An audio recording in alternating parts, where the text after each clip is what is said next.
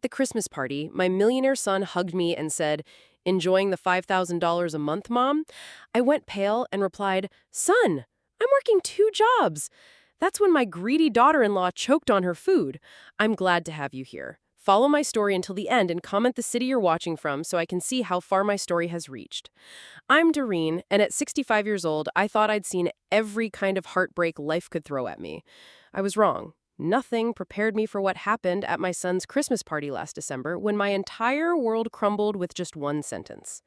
The party was everything I'd expected from Boyd and his wife Edna. Extravagant, cold, and designed to impress people I'd never met. Their house looked like something out of a magazine, all marble countertops and crystal chandeliers. I stood in the corner of their massive living room wearing my best dress, a navy blue number I'd bought on clearance 3 years ago, feeling completely out of place among the designer gowns and expensive suits. My feet were killing me. I'd just finished an 8-hour shift at the grocery store where I work as a cashier, and before that, I'd spent the morning cleaning offices downtown. At my age, working two jobs wasn't easy, but it was the only way I could make ends meet. My Social Security barely covered my rent, let alone food and medication. Boyd was across the room, looking every inch the successful tech CEO he'd become. Tall, confident, wearing a suit that probably cost more than I made in 2 months. He was laughing with some business associates, gesturing with a crystal glass of what I knew was expensive whiskey. My chest swelled with pride, despite everything. He'd worked so hard to get where he was, and I'd sacrificed everything to make sure he could. Edna floated between groups of guests like she owned the world. She'd always been beautiful, blonde, perfectly put together, with the kind of confidence that comes from never having to worry about money. But there was something cold in her green eyes whenever she looked at me, something that made me feel small and unwanted.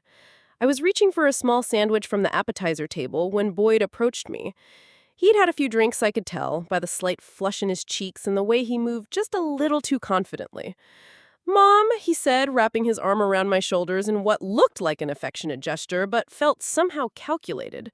"You're looking good. Really good." "Thank you, sweetheart," I replied, trying to ignore how forced his smile seemed. "This is a lovely party. You and Edna have outdone yourselves." He nodded, but his eyes had that distant look I'd grown accustomed to over the years, like he was performing the role of a good son rather than actually being one. "I'm glad you're here," he continued, and then his voice took on a tone I'd never heard before, casual, almost mocking. "Enjoying those $5,000 a month, Mom? Really living it up, I hope." The words hit me like a physical blow. I felt the blood drain from my face, my knees nearly buckled. $5,000? What was he talking about? "Honey, what? $5,000? Boyd's expression shifted from casual confidence to confusion. "The money I send you every month, the $5,000 I've been transferring to your account for the past 3 years?" I gripped his arm, my heart pounding so hard I thought it might burst. "Boyd, I'm working two jobs. I clean offices at 6 in the morning and work at the grocery store until 8 at night. I haven't received any money from you." The laughter around us seemed to grow louder, more oppressive. Boyd's face went completely white. "That's impossible. I set up automatic transfers. Edna helped me organize everything. She said you were probably too proud to mention it, but that you needed the help." At the mention of her name, we both turned to look at Edna. She was standing near the Christmas tree, a piece of shrimp halfway to her mouth. But she wasn't eating. She was staring at us with the expression of someone who'd just seen a ghost. Our eyes met across the room, and in that instant I saw the truth. The guilt, the panic, the desperate calculation in her face told me everything I needed to know. The color drained from her carefully made-up complexion. And then she started choking. Not choking on the shrimp, choking on the realization that her secret was out. The piece of seafood fell from her hand as she grabbed her throat, making horrible gasping sounds. But I could see it wasn't the food causing her distress. It was fear. Pure, undiluted fear. Boyd rushed to her side, patting her back, asking if she was okay. But Edna's eyes never left mine. In them, I saw 3 years of lies, 3 years of stolen money, 3 years of watching me struggle while she lived in luxury, funded by what should have been my support. The room felt like it was spinning. Guests were starting to notice the commotion. Someone asked if they should call a doctor, but all I could think about was the mortgage payment I'd missed last month, the prescription I couldn't afford to fill, the nights I'd gone to bed hungry because there wasn't enough money for both rent and food. The money, I whispered to Boyd as he continued trying to help his choking wife. Where did you send the money?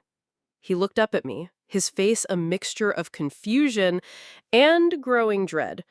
To your account, the one Edna set up for you. She said it would be easier to manage that way, that you were getting older and might have trouble keeping track of finances. Edna had stopped choking, but she was still gasping, still staring at me with those terrified eyes. She knew I knew, and she knew that her perfect little world was about to come crashing down. I felt something cold and hard settle in my chest. Not anger, not yet. Just a terrible, crystal-clear understanding of how completely I'd been betrayed by the two people who should have protected me most. The party continued around us, but everything had changed. The laughter sounded hollow, the lights seemed dimmer, and I realized that this beautiful house, this lavish lifestyle, this perfect Christmas celebration, it had all been built at least partially on money that was meant to keep me from working myself to death at 65. Edna finally caught her breath, straightening her expensive dress and trying to compose herself. But her hands were shaking, and when she looked at me again, I saw something I'd never seen in her eyes before. She was terrified of me. And for the first time in 3 years of struggle and sacrifice, I felt something other than exhaustion and resignation. I felt power. Standing in that opulent living room, watching my daughter-in-law's face flush with guilt and panic, my mind drifted back to a time when Boyd needed me more than anything else in the world. It seems almost cruel how memories work. In your darkest moments, they remind you of everything you've lost. I was 32 when my husband, Robert, died. A heart attack at 35, no warning, no time to prepare. 1 minute, he was laughing at Boyd's silly 5-year-old jokes over breakfast. The next minute, he was gone, leaving me with a kindergartner and a mountain of medical debt that insurance barely touched. Those first months after Robert's death were the hardest of my life. Boyd would wake up crying for his daddy every night, and I'd hold him in our tiny apartment, both of us grieving in our own ways. I remember one particular evening when he looked up at me with those big brown eyes, the same eyes that now looked at me with such distance, and asked when Daddy was coming home. "Daddy's not coming home, sweetheart," I'd whispered, my own tears falling onto his small head. "But Mommy's here. Mommy will always be here." And I was. I was there for everything. I worked 3 jobs to keep us afloat. I cleaned offices before dawn, worked at a diner during the day, and took in sewing at night after Boyd went to bed. My fingers were constantly pricked and swollen from the needlework. My back ached from the cleaning, and I lived on maybe 4 hours of sleep a night. But Boyd never knew we were struggling. I made sure of that. When he wanted to join Little League, I sold my wedding ring to pay for the equipment and fees. When he needed new school clothes, I wore the same 3 outfits for 2 years so he could have what the other kids had. When he got sick, I worked double shifts to pay for doctor's visits because we didn't have health insurance I could afford. I took out loans I couldn't afford to buy him a decent computer when he showed an interest in programming. I worked Christmas Eve and New Year's Eve every year for the overtime pay so he could have the calculator he needed for advanced math, the chemistry set he wanted for his birthday, the clothes that would help him fit in with classmates whose parents had money. The college years nearly killed me. Boyd got into a prestigious university with a partial scholarship, but I still needed to come up with $30,000 a year for room, board, and the expenses the scholarship didn't cover. I took out a second mortgage on our tiny house, the one I'd finally managed to buy after years of renting, and worked every hour I could find. I aged 10 years in those 4 years. My hair went completely gray, my arthritis set in from all the physical labor, and I developed high blood pressure from the constant stress. But every time Boyd called home to tell me about his grades, his internships, his plans for the future, it felt worth it. He graduated summa cum laude with a degree in computer science and immediately got a job at a tech startup that would eventually make him a millionaire. I was so proud I cried during his graduation ceremony. Not just because he'd succeeded, but because all those years of sacrifice had finally paid off. But something changed after graduation. Boyd moved across the country for his job, and our phone calls became less frequent. He was busy, he said. Important meetings, big projects, networking events. I understood. He was building his career, just like I'd always wanted him to. Then he met Edna. I knew from the moment I met her that she didn't like me. It wasn't anything she said directly. Edna was too sophisticated for that. It was the way she looked at my worn-out clothes, my calloused hands, my small house with its outdated furniture. I could see her calculating my worth and finding me lacking. She started subtly discouraging Boyd from visiting. Suddenly, every time he planned to come see me, there was a work emergency or a social obligation that Edna deemed more important. When I called, she would answer the phone with a cool politeness that made it clear I was interrupting something more significant. "Boyd's in a meeting," she'd say. Or, "He's really overwhelmed with work right now, Doreen. Maybe try calling next week." Gradually, the calls stopped coming altogether. Birthday cards became the extent of our communication. Boyd would send expensive gifts, things I couldn't use or afford to maintain, like silk scarves or electronics I didn't understand. But he stopped asking how I was doing or if I needed anything. I told myself it was natural. Sons grow up, move on, start their own families. I'd done my job raising him, and now he was living his own life. The loneliness was just part of being an older woman whose child had become successful. But standing in their mansion, looking at the crystal chandeliers and marble floors, calculating how much their furniture costs compared to my monthly income, I realized something that made my chest tighten with a pain I'd never experienced before. All those years of sacrifice, all those nights I went hungry so he could eat, all the times I worked myself to exhaustion so he could have opportunities. None of it had taught him the value of taking care of family.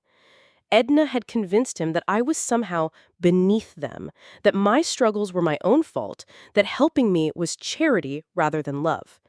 And while I'd been working 2 jobs at 65, cleaning toilets and standing on my feet for 14 hours a day, they'd been living in luxury, believing I was getting money I never saw. The worst part wasn't the betrayal. It was the realization that the little boy I'd held through nightmares, the teenager I'd sacrificed everything for, the young man I'd been so proud of, had become someone who could forget me so completely. As I watched Edna struggle to regain her composure, still avoiding my eyes, I felt something shift inside me. The grief and confusion were still there, but underneath them was something harder and colder. For the first time in my life, I wasn't thinking about what was best for Boyd. I was thinking about what was best for me. The days following the Christmas party passed in a blur of uncomfortable silence and difficult conversations. Boyd had insisted on driving me home that night, his face pale and drawn as we sat in his expensive car outside my small duplex. He kept apologizing, his voice shaking with confusion and what I hoped was genuine remorse. "Mom, I swear I had no idea," he'd said, gripping the steering wheel so tightly his knuckles were white. "I've been sending that money religiously. Every month, $5,000 transferred to the account Edna set up." I nodded, too exhausted and emotionally drained to say much. "I believe you, sweetheart. But we need to figure out what happened to it." 3 days later, Boyd called and asked if he could come over. His voice was different, harder, angrier than I'd heard it in years. When he arrived at my door, he looked like he hadn't slept since the party. His usual perfect hair was disheveled, his clothes wrinkled, and there was something in his eyes that reminded me of the little boy who used to run to me when he was hurt. "We need to talk," he said, settling onto my worn couch with a thick folder of papers. I poured us both coffee in my mismatched mugs, the only ones I had left after selling most of my good dishes last year to pay for a car repair. Boyd spread the papers across my coffee table, pointing to bank statements and transfer records with a trembling finger. "Here," he said, his voice tight with controlled fury. "This is the account I've been sending money to for 3 years. Look at the name on it." I leaned forward, squinting at the small print. The account was indeed in my name, Doreen Elizabeth Crawford, but there was something off about the address. Instead of my duplex on Maple Street, it listed an address I didn't recognize. "That's not my address," I said slowly. "I've never seen this account before in my life." Boyd's jaw clenched. "The address belongs to a mailbox rental place downtown. Edna has been intercepting all the statements. She told me she was helping you manage your finances because you were getting older and might have trouble keeping track of things." The words hit me like a slap. She said I was getting senile. Not in those words, but Boyd ran his hands through his hair. "God, Mom, I'm so stupid. She made it sound like she was protecting you. She said you were proud and might be embarrassed about needing help, so it was better if I handled everything through her." I stared at the bank statements, watching the numbers blur as tears filled my eyes. Month after month, $5,000 had been deposited into this fake account. But the withdrawal patterns told a different story entirely. The money wasn't being saved or carefully managed. It was being spent, often within days of each deposit. "What has she been spending it on?" I asked, though I wasn't sure I wanted to know the answer. Boyd pulled out another set of papers, credit card statements and receipts he'd apparently gathered from their home. Spa treatments, designer clothes, girls' trips to wine country with her friends, that expensive gym membership she just had to have, the personal trainer, the weekly manicures, the shopping sprees. As he read off the list, I felt a strange detachment settle over me. While I'd been skipping meals to afford my arthritis medication, Edna had been getting $100 facials. While I'd been wearing the same winter coat for 8 years, she'd been buying designer handbags. While I'd been lying awake at night worrying about money, she'd been living off my son's generosity. Generosity that had been meant for me. "There's more," Boyd said quietly, and something in his tone made my stomach clench. I found emails, correspondence between Edna and her sister, her friends. She's been bragging about it." He handed me printed copies of email exchanges, and as I read them, I felt something cold and hard crystallize in my chest. "You should see how easy it is to manage Boyd's guilt about his mother," one email read. "I just mention how she's struggling, and he immediately wants to throw money at the problem. Of course, I make sure the money goes where it's actually needed, maintaining our lifestyle. His mother is surviving fine on her own. She's tougher than he thinks." Another email was even worse. "The old woman actually thinks Boyd doesn't care about her anymore. It's perfect. She's too proud to ask for help directly, and Boyd feels like he's doing his duty by sending money. Meanwhile, I get to enjoy the benefits without having to deal with a needy mother-in-law constantly asking for handouts." But the email that broke my heart was the most recent one, sent just 2 weeks before the Christmas party. Boyd keeps talking about having his mother over Christmas. I can't stand the thought of her in my house, judging everything, making Boyd feel guilty about her success. Maybe it's time to phase out the money transfers. She's managed this long without them. She obviously doesn't really need the help. I set the papers down with shaking hands. Boyd was watching me carefully, his face a mixture of rage and guilt, and something that might have been fear. "Mom," he said softly, "I am so sorry. I trusted her completely. I thought I was taking care of you."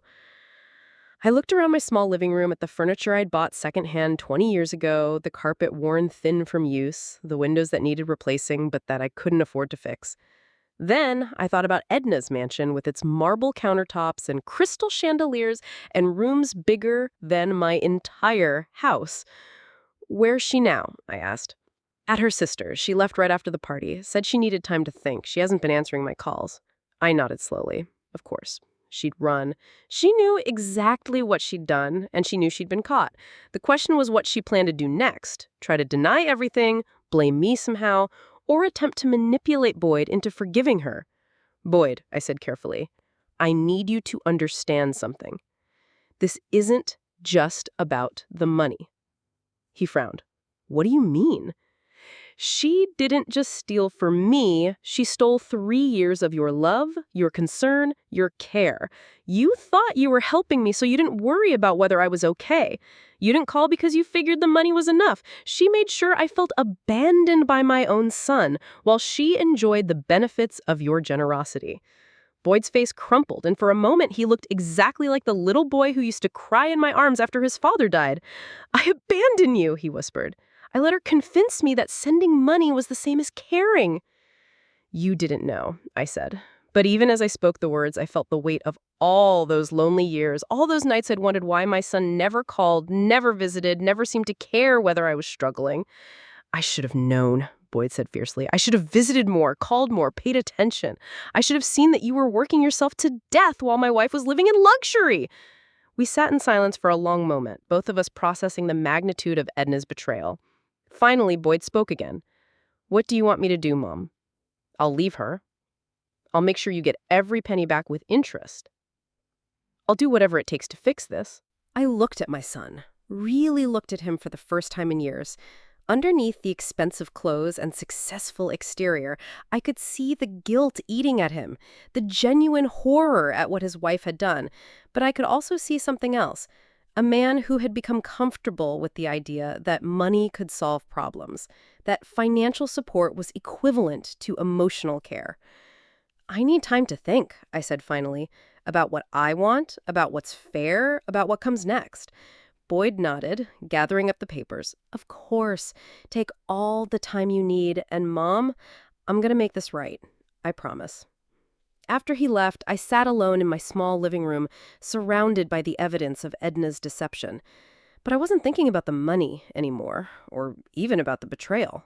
I was thinking about power, and how completely I'd given mine away without even realizing it. For the first time in years, I was thinking about what I wanted instead of what everyone else needed from me. And what I wanted was something Edna had never considered possible. I wanted to win. 2 weeks had passed since Boyd's revelation about the fake bank account, and I'd been doing my own investigating. At 65, I might not have understood computers the way my son did, but I understood people and I understood records. Years of managing household finances on a shoestring budget had taught me to pay attention to details that others might miss. I was sitting at my kitchen table with a cup of tea, surrounded by papers I'd requested from the bank, when my phone rang. Boyd's number flashed on the screen, and something in the urgency of the ring told me this wasn't going to be a pleasant conversation. "Mom." His voice was strained, exhausted. "We need to talk. Can I come over?" "Of course, sweetheart." 20 minutes later, Boyd stood at my door looking worse than I had ever seen him. His face was haggard, his clothes rumpled, and there was a defeated quality to his posture that reminded me of the day his father died. Behind him stood a woman I didn't recognize. Middle-aged, professional look, carrying a briefcase. "Mom, this is Patricia Williams. She's a forensic accountant. I hired her to dig deeper into Edna's finances." Boyd's voice was flat, emotionless. "What she found? It's worse than we thought." Patricia shook my hand with a firm grip, her expression sympathetic but businesslike. "Mrs. Crawford, may we sit down? What I need to share with you is quite extensive." We settled around my small dining table, and Patricia opened her briefcase, pulling out folders thick with documents. "Mrs. Crawford, when your son first contacted me, I thought we were dealing with a simple case of financial deception, a wife intercepting money intended for her mother-in-law. But this goes much deeper." She spread out bank statements, credit reports, and what looked like legal documents. "Your daughter-in-law didn't just steal the money your son was sending you. She's been systematically manipulating your son's entire financial picture for years." Boyd leaned forward, his hands clasped tightly together. "Mom, she's been lying about everything. The house, the cars, the lifestyle. It's all been funded by money she claimed was being spent on various family needs, including money she said was for you." I don't understand," I said, though a cold dread was beginning to settle in my stomach. Patricia pointed to a series of transactions on one of the statements. Your son has been incredibly generous over the years, Mrs. Crawford. Not just the $5,000 a month that was supposed to go to you, but additional money for what Edna claimed were your medical emergencies, home repairs, car troubles, crisis after crisis that required immediate financial assistance. I felt the blood drain from my face. What medical emergencies? What home repairs? Exactly, Patricia said grimly. In the past 3 years alone, Edna claimed you needed $47,000 for various emergencies. A roof replacement after storm damage that supposedly devastated your house, emergency surgery that your insurance didn't cover, a car accident that left you unable to work for months. Boyd's voice was barely a whisper. I thought I was helping you through crisis after crisis.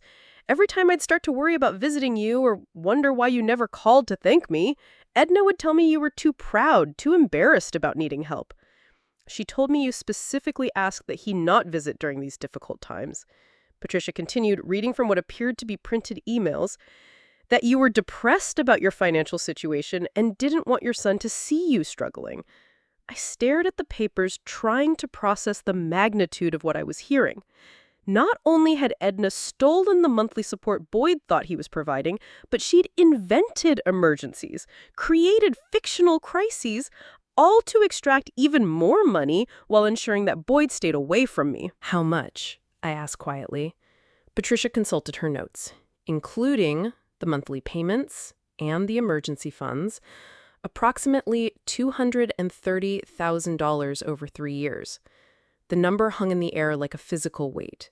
$230,000. More money than I'd earned in the last 6 years combined. Money that could have allowed me to retire, to live comfortably, to stop working 2 jobs at an age when I should have been enjoying my golden years. But there's more, Patricia said, and I wasn't sure I could handle any more revelations.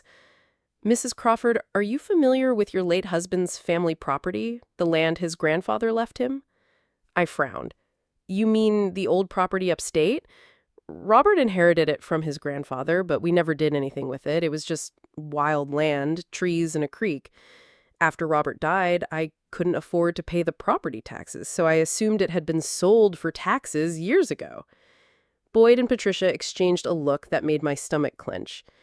Mrs. Crawford, Patricia said carefully, that property was never sold for taxes.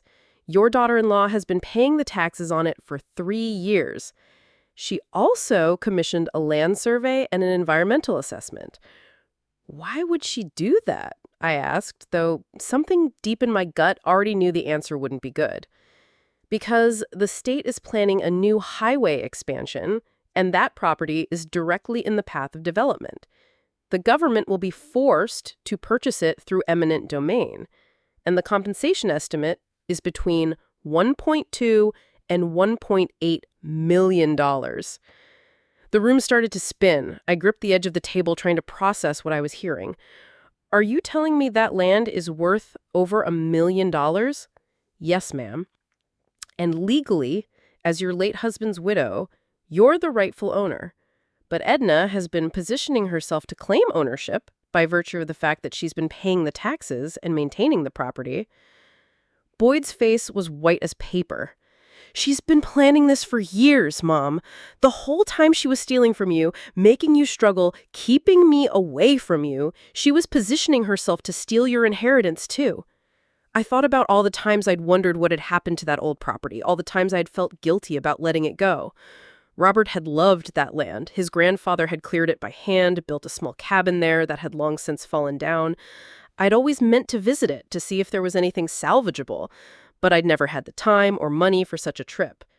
She's been going there, Patricia continued, maintaining the access road, clearing brush, even having the old foundation surveyed. She's created a paper trail that suggests she's been the property's caretaker for years.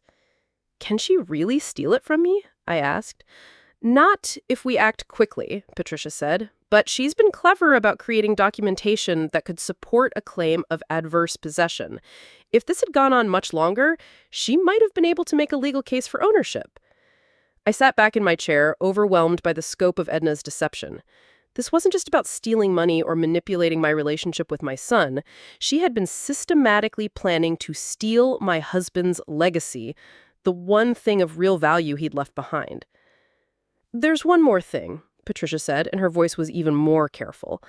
"Now, Mrs. Crawford, we found evidence that Edna has been researching your health insurance, your medical history, your life expectancy." Boyd made a sound like he'd been punched. "What kind of research?"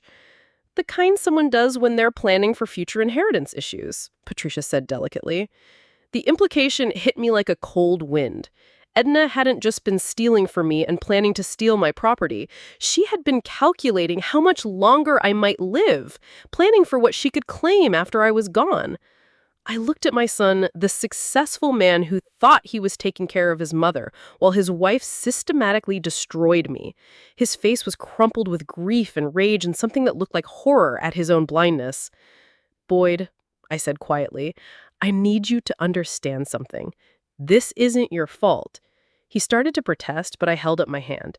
"Your wife is a predator. She identified you as someone with money and a generous heart, and she exploited that. She identified me as someone with assets and few protections, and she exploited that too. This was a long-term plan executed with incredible patience and cunning." "But I should have seen it," Boyd said, his voice breaking. "I should have visited more, called more, paid attention to what was really happening with you."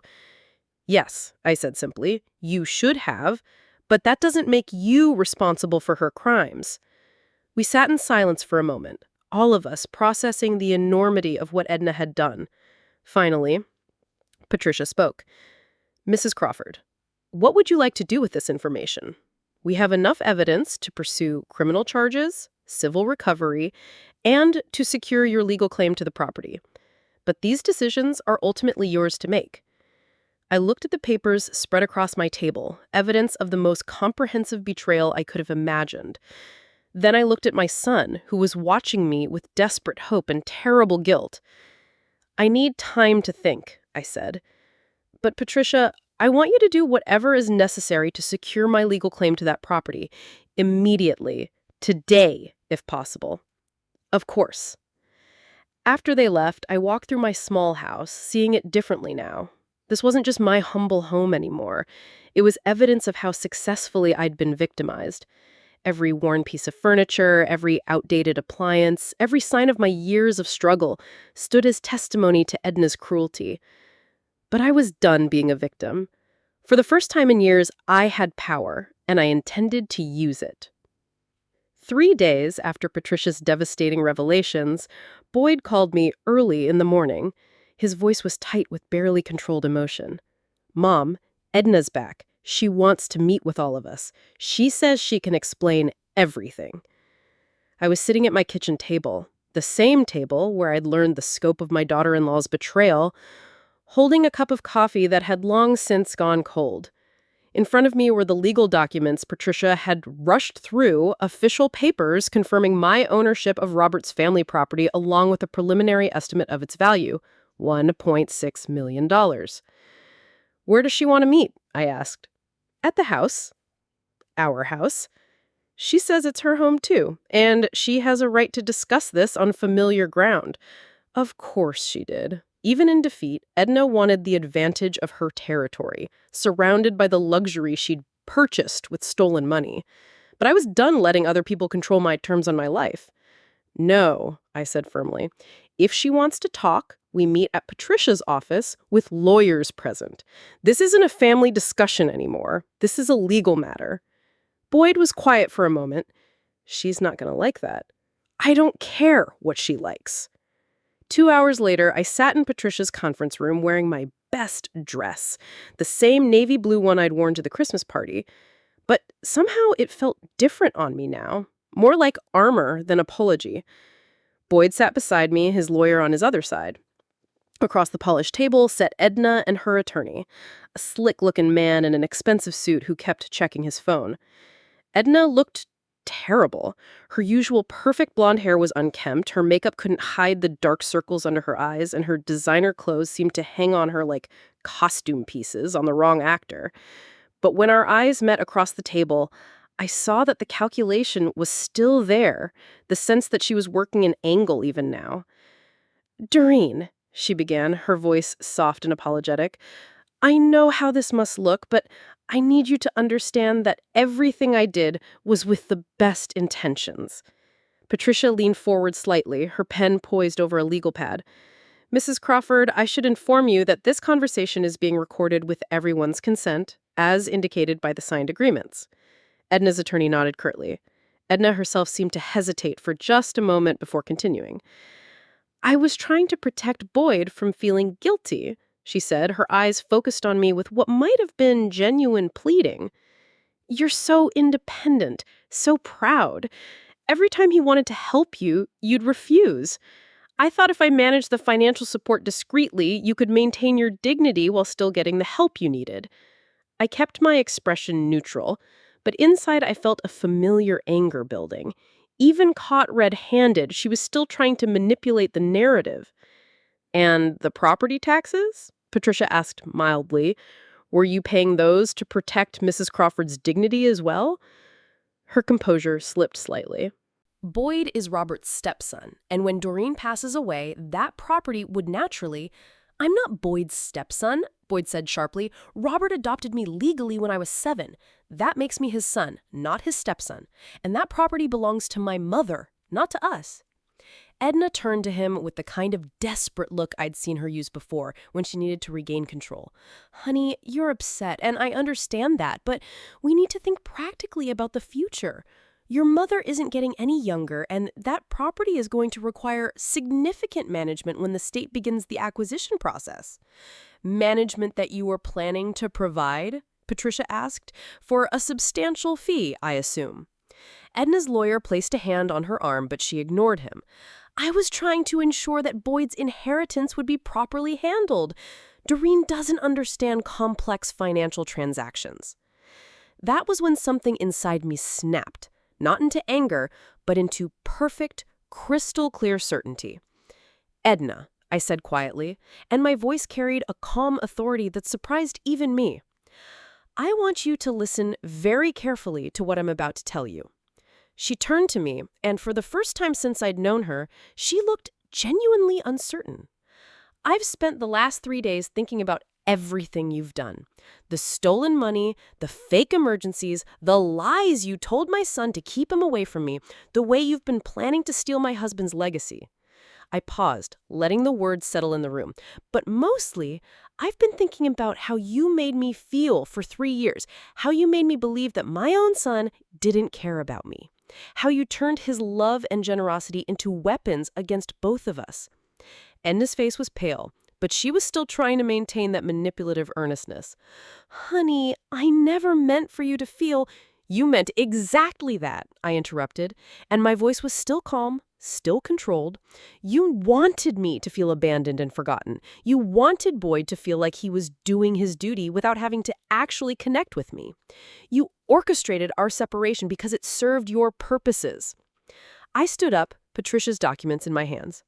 "Boyd," I said, turning to my son, "you've offered to make this right, to give me back the stolen money, to leave Edna and start over." Boyd nodded eagerly. "Yes, Mom, whatever you want." "I don't want your money," I said, and I saw the shock on his face. "I don't want you to leave your wife for me. I don't want you to upend your life to fix what she broke." Edna's expression shifted to something that might have been hope, but I wasn't finished. "I want something else entirely. I want you to make a choice, Boyd. A real choice, based on who you want to be and what kind of life you want to live." I placed the property documents on the table in front of me. "I'm going to be a wealthy woman very soon. This property that your wife tried to steal from me is worth more than $1.5 million. I don't need your money anymore, and I don't need your guilt." Boyd's face was a mixture of confusion and hope. "What do you need, Mom?" "I need you to decide whether you want a relationship with me based on love and respect, or whether you want to continue living in a marriage built on lies and manipulation." I looked directly at Edna, whose face had gone completely white. "Because here's what's going to happen. I'm going to sell that property and use the money to live comfortably for the rest of my life. I'm going to quit both my jobs and move somewhere beautiful, somewhere I can finally rest." I gathered up my purse and stood to leave. And Edna, I'm going to make sure that everyone, your friends, your family, your social circle, knows exactly what kind of person you are. Not through some public campaign, but through careful, truthful conversations with people who matter to you. Edna's lawyer was frantically scribbling notes, but Edna herself looked like she might faint. But I'm not going to press criminal charges, I continued, and I'm not going to sue you for the money you stole. Do you know why? She shook her head mutely. Because the best revenge isn't destroying you, it's succeeding without you. It's living well while you live with the knowledge of what you've done. I turned back to Boyd one last time. Son, if you want a relationship with me, it has to be real. No more money transfers, no more guilt-driven gestures, just genuine care and respect between a mother and son who choose to be in each other's lives. Boyd stood up, his eyes bright with tears. I want that more than anything, Mom. Then you know what you need to do. I walked out of that conference room feeling lighter than I had in years. Behind me, I could hear Edna's voice, high and desperate, trying to convince Boyd that I was being unreasonable, that she could change, that their marriage was worth saving. But I didn't turn around to see what he would choose. For the first time in my adult life, I was walking towards my own future instead of trying to fix someone else's problems.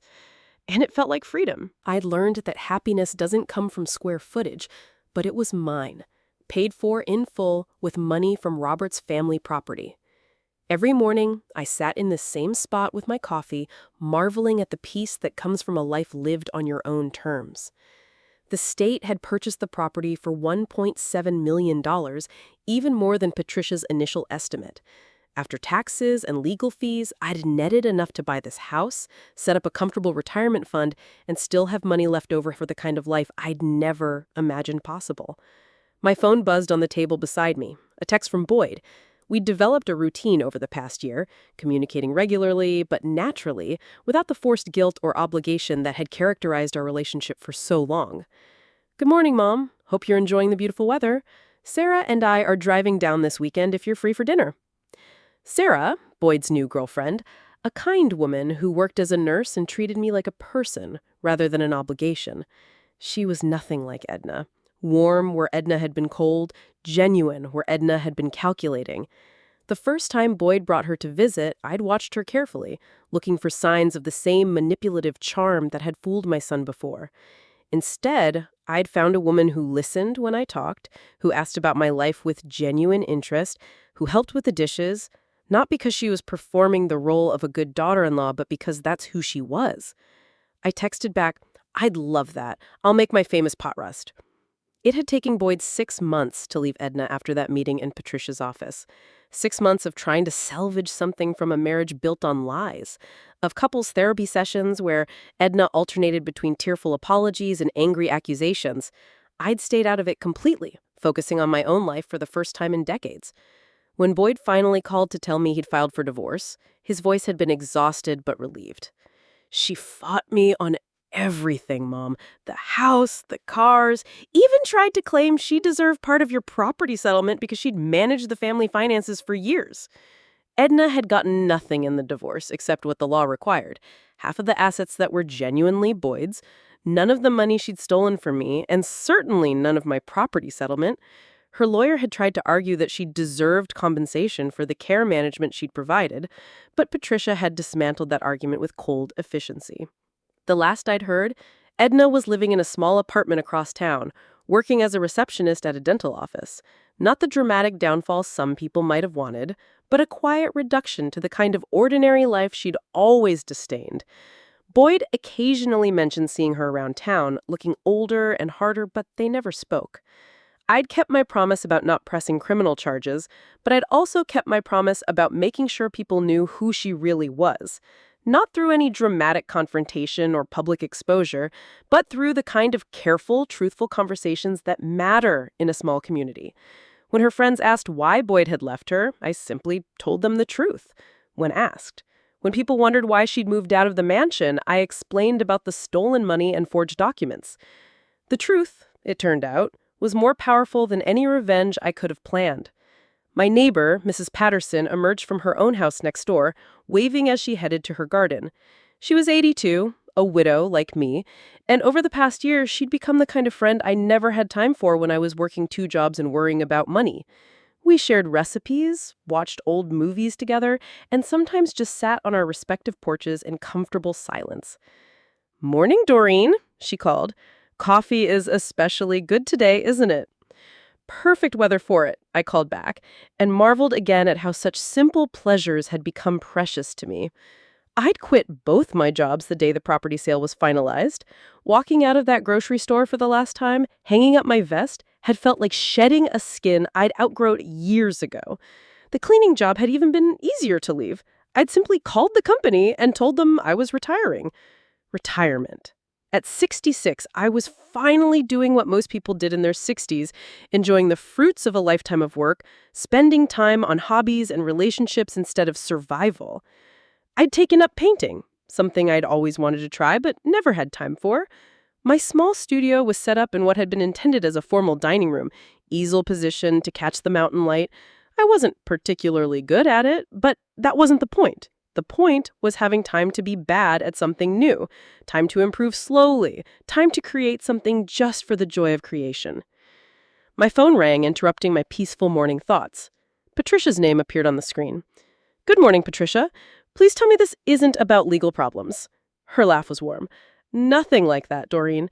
I'm calling with good news. Remember that class action lawsuit against the financial management company that Edna used to hide your money? Of course. They've agreed to settle. The amount isn't huge, about $12,000 for you, but it's something. More importantly, the company has agreed to implement new safeguards to prevent this kind of fraud in the future. $12,000 wouldn't change my life, but knowing that other families might be protected from what I experienced felt like a victory of a different sort. "That's wonderful news," I said. "There's something else," Patricia continued. "I've been contacted by a legal aid organization. They're seeing more cases like yours. Adult children's spouses manipulating financial finances, isolating elderly parents, that sort of thing. They'd like to talk to you about sharing your story, maybe helping develop resources for other families." I considered this carefully. A year ago, the thought of making my private pain public would have terrified me. But now, with the security of financial independence and the clarity that comes from having survived betrayal, it felt like an opportunity to transform my experience into something useful. "I'd be interested in hearing more about that," I said. After Patricia hung up, I remained on my porch thinking about the strange journey that had brought me to this place. The betrayal that had devastated me had ultimately freed me. The son I thought I'd lost had found his way back to me, not through guilt or obligation, but through genuine choice. The money I'd never known I had given me not just financial security, but the power to shape my own life. Boyd's car pulled into my driveway just as I was finishing my second cup of coffee. He got out alone. Sarah must have stayed behind to handle some work obligations and walked toward me with the easy gait of a man who had shed a significant burden. "Morning, Mom," he said, settling into the chair beside mine. "Sarah sends her apologies. She got called in for an emergency at the hospital, but promises to make it up to you next weekend." She doesn't need to make up anything. I like that she takes her job seriously. We sat in comfortable silence for a few minutes, both of us looking out at the mountains. Finally, Boyd spoke. "I've been thinking about Dad lately, about what he would have thought of all this." I smiled. "He would have been proud of how you handled it once you understood what was happening. And he would have loved knowing that his grandfather's land finally provided for his family the way the old man always hoped it would. Do you think he would have seen through Ednam sooner than I did?" It was a question Boyd had asked in various forms over the past year, and I understood the guilt that drove it. But I'd also learned something about forgiveness. Not the kind you give to others, but the kind you give to yourself. Your father was a good man, but he wasn't magic, sweetheart. Smart people get fooled by manipulative people every day. The important thing is that you figured it out eventually and made the right choice. Boyd nodded, but I could see he was still carrying some of that weight. "Boyd," I said, "I need you to understand something. What happened with Edna wasn't your fault. But more importantly, it wasn't a waste. Those 3 years of separation, of misunderstanding, they taught us both something valuable. He turned to look at me. They taught us that our relationship can't be based on duty or guilt or obligation. It has to be based on choice. Every conversation we have now, every visit, every text message, it's because we want to be in each other's lives, not because we feel we have to be. Boyd's eyes were bright with tears. I do want to be in your life, Mom. Not because I feel guilty about the past, but because I genuinely like the person you are. I like sitting here talking with you. I like hearing about your painting classes and your neighbor friends. I like that you're finally living the life you deserve. And I like the man you've become, I said. Not the successful businessman, though I'm proud of that too. I like the person who was brave enough to leave a marriage that was killing his soul. I like the person who chose honesty over comfort. We sat quietly for a while longer, and I thought about the strange mathematics of loss and gain. I'd lost 3 years of my son's presence, a significant amount of money, and the illusion that family loyalty was automatic. But I'd gained financial independence, genuine peace, and a relationship with Boyd that was deeper and more honest than anything we had before. As the morning sun climbed higher over the mountains, I felt the kind of contentment I'd never experienced before. Not the desperate gratitude of someone who'd been given unexpected kindness, but the solid satisfaction of someone who had fought for what they deserved and won. I was 67 years old, financially secure, surrounded by people who chose to love me rather than people who felt obligated to tolerate me. I had time to paint badly, time to drink coffee slowly, time to watch the seasons change from my own front porch. It had taken me nearly 7 decades to learn that the best revenge against those who try to diminish you isn't destruction or punishment. It's living so well that their betrayal becomes irrelevant. And for the first time in my life, I was doing exactly that. Now, I'm curious about you who listened to my story. What would you do if you were in my place? Have you ever been through something similar? Comment below. And meanwhile, I'm leaving on the final screen 2 other stories that are channel favorites, and they will definitely surprise you. Thank you for watching until here.